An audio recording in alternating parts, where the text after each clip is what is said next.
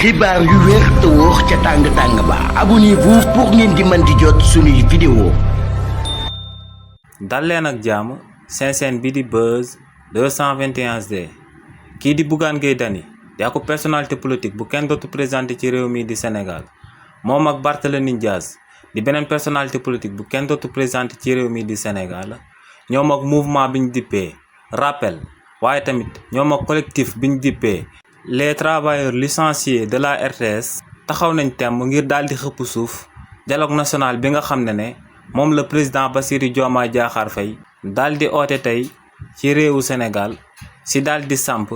liñ dippee akub contre dialogue si li ni mel buñ sukkandikoo ci kii di Bougane Gueye Dany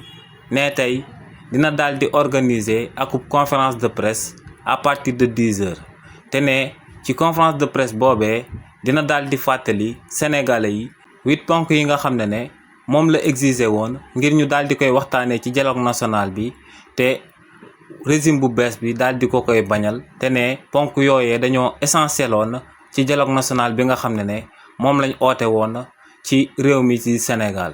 waaye tamit kii di Barthélémy Dias daal dinay xamal sénégalais yi tamit que ne tey à partir de 19 heures moom i tamit dina organiser ak conférence de presse pour amal contre dialogue daal di koy jëmale ci bépp injustice ak lépp lu war a daal di sabab réewu Sénégal kenn waru fee amal akub dialogue national jëmale ko ci politique te situation économique bi di daal di sooxee waaye tamit kookee di Barthélémy Dias ne dina daal di profité foofee daal di lancer waale propre parti politique am waaye tamit le collectif des travailleurs licenciés de la RTS ak mouvement bi ñu dippee rappel ñoom tamit ne dinañ daal di amal akub conférence de presse daal di wax lu sabab kenn tey warut woon a dem daal di teewee dialogue national bi nga xam ne moom la son excellence président Bassirou Diomaye Diakhar Faye daal di oote tey ci réew mi di Sénégal. xibaar yu wér te wóor ca tàng ba abonnez-vous pour ngeen di mën di jot suñuy vidéo.